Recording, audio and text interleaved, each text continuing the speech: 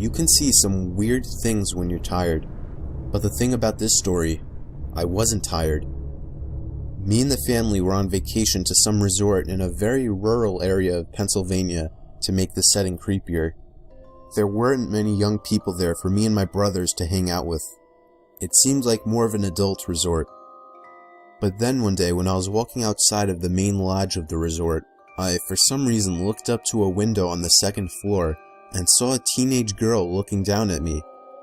From that distance, she looked kinda cute, so I gave her a wave, but she didn't show any sign of reaction, so I just moved on. However, later that same day, I was so bored that I was sitting on the swing set at the little playground of the resort, and that's when I saw the same girl again. She was a little ways away from me down past the playground, close to the tree line, and she was just standing there staring at me.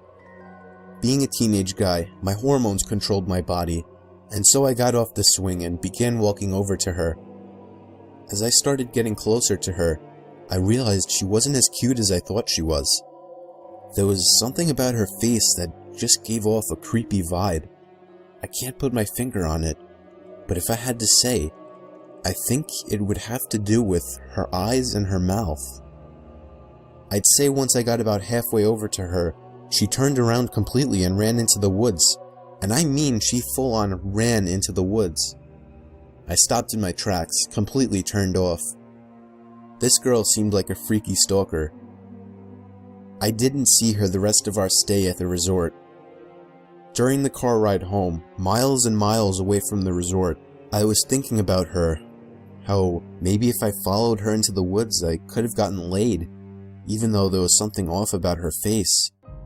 But then what I saw next made me feel like my heart dropped into my stomach. Looking down ahead, I saw the same girl standing by the tree line on the side of the highway.